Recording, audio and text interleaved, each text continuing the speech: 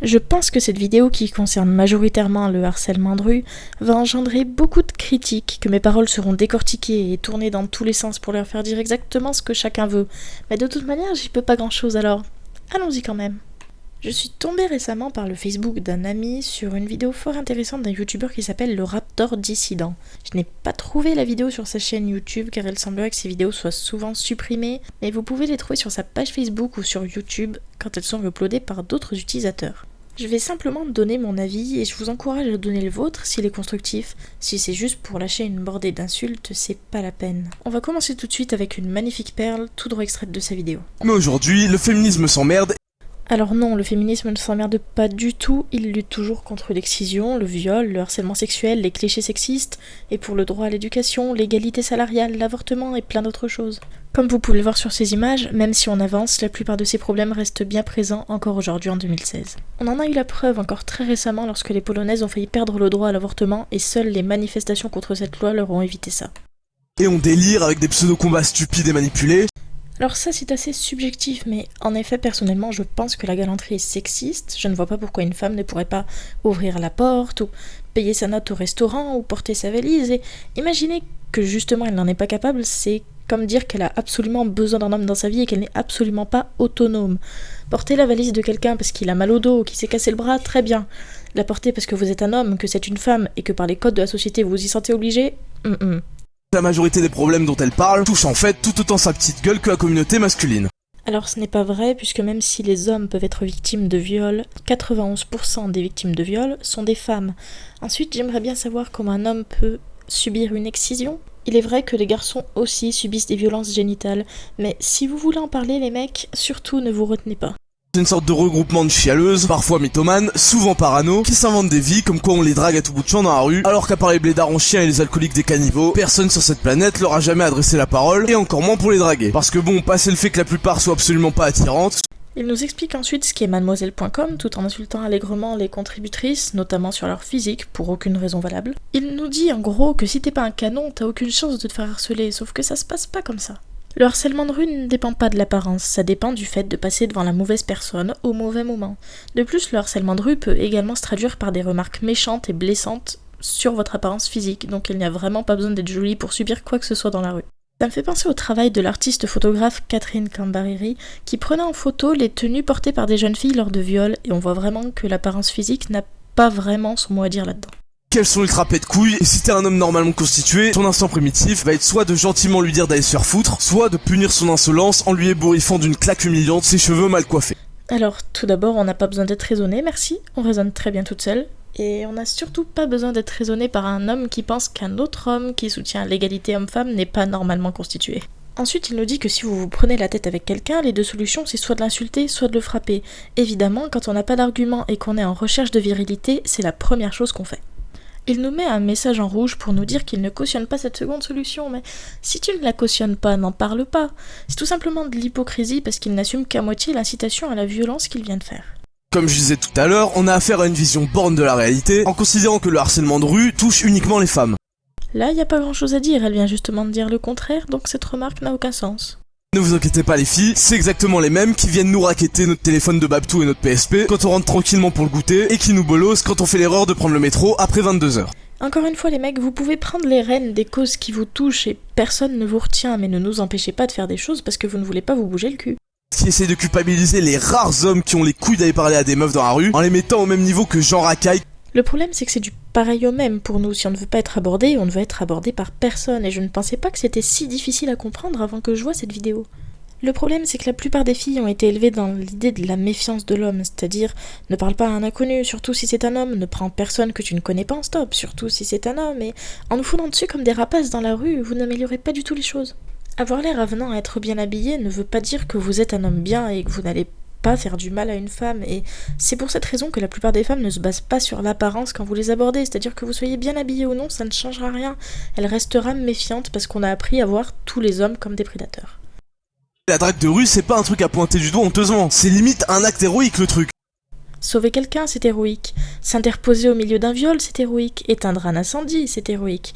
Emmerder quelqu'un dans la rue, non. On voit bien que les hommes et les femmes ont des réactions différentes. Par exemple, une femme a fait le test d'envoyer des photos de vagin à des hommes qu'elle venait de trouver sur des sites de rencontres sur internet.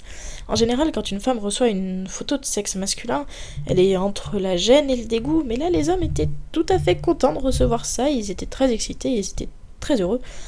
Et on voit bien que les hommes et les femmes réagissent différemment, donc messieurs, quand vous voyez qu'une femme ne partage pas votre avis sur le harcèlement de rue ou n'importe quel sujet, ne vous mettez pas tout de suite en tête qu'elle est hystérique, c'est tout simplement qu'elle pense de manière différente. Ça marche aussi évidemment pour les hommes, c'est pas parce qu'ils pensent d'une manière différente de la vôtre qu'il est anormalement constitué. Maintenant en plus, elle fait même plus la distinction entre des allusions sexuelles et des compliments quoi. Le fait est que si je marche dans la rue et que tu me dis que j'ai un beau cul, certes c'est un compliment mais il n'est pas forcément le bienvenu. Le problème c'est que c'est en général le genre de truc qu'on entend. L'avis d'un parfait inconnu sur mon apparence physique, mes vêtements, ma couleur de cheveux n'est ni utile ni voulu. Alors pourquoi est-ce que tu te sentirais obligé de m'imposer un avis qui ne m'intéresse pas ? Sortir dehors, ça peut être aussi une fin en soi. Même si on sort juste pour sortir seul ou à plusieurs, ça ne signifie toujours pas qu'on souhaite être abordé. Il y avait cet homme du blog Modern Man qui avait fait un article sur comment déranger une femme avec des écouteurs. Et évidemment, ça avait provoqué beaucoup d'indignation, puisque si vous voyez une femme ou un homme avec des écouteurs, un livre ou quoi que ce soit dans lequel il peut être absorbé, il faut juste le laisser tranquille. Je suis d'accord avec toi, les gens qui disent ça sont clairement des débiles, mais, et parce qu'il y a un mais, je soupçonne quand même fortement plus de la moitié des tweets que t'as reçus d'être des gros fakes, hein. Et si le problème c'est la mauvaise foi, il est d'accord avec elle, mais il peut pas l'admettre, donc il crée au fake. Je veux pas lancer le débat, mais les meufs favorisées à l'école, on connaît l'histoire, personne n'en parle, moi j'en parle, niquez vos mères. Alors personnellement, j'attends toujours les statistiques sur les filles favorisées à l'école.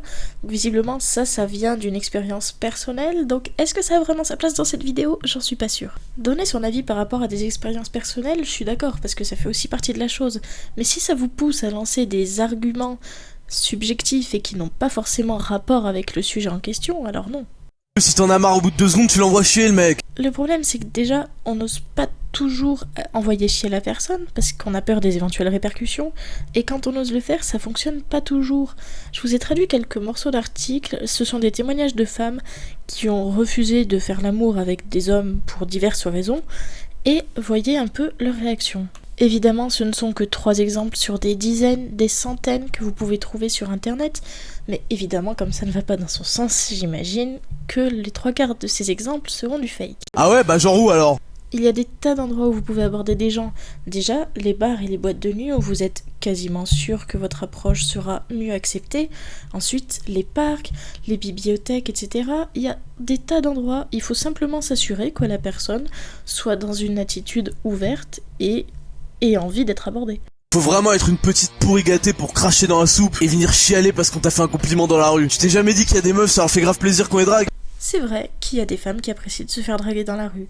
Alors déjà probablement l'homme dans la vidéo a sûrement pris des pincettes et les a abordées de manière correcte, ce qui se passe assez rarement dans la rue pour commencer.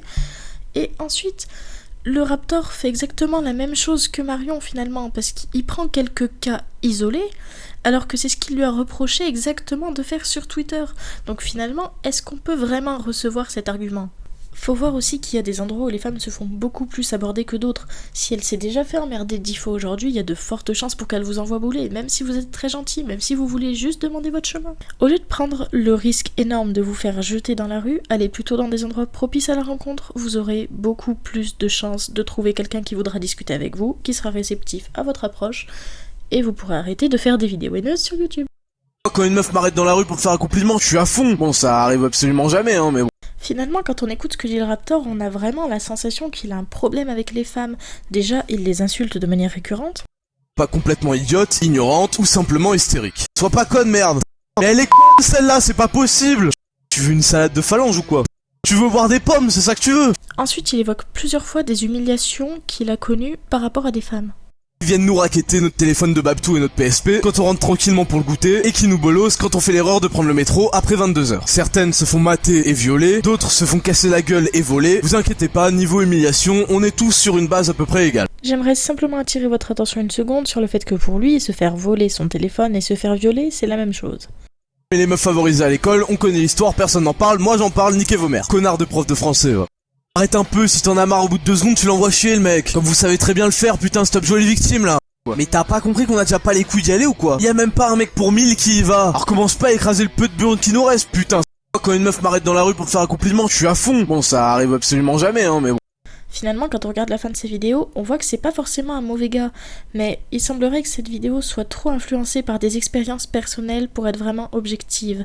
Ensuite, je conçois qu'il soit difficile pour un homme de se mettre à la place d'une femme qui a déjà été abordée plusieurs fois par jour, tous les jours, sur tous ces trajets, et c'est pour ça que c'est compliqué pour un homme d'imaginer ce genre de choses, parce qu'évidemment, eux se font beaucoup moins aborder, donc ça ne les dérange pas de temps en temps de se faire aborder. Nous, ce serait pareil, si on était tout le temps abordés dans le respect, et juste de temps en temps, et pas de manière systématique, évidemment qu'on apprécierait beaucoup plus ce genre de moment. Le problème, encore une fois, c'est que d'un côté, il y a celles qui se font aborder sans arrêt qui en ont marre, il y a ceux qui se font rejeter sans arrêt qui en ont marre, et il n'y a pas nécessairement une volonté de compréhension entre ces deux parties.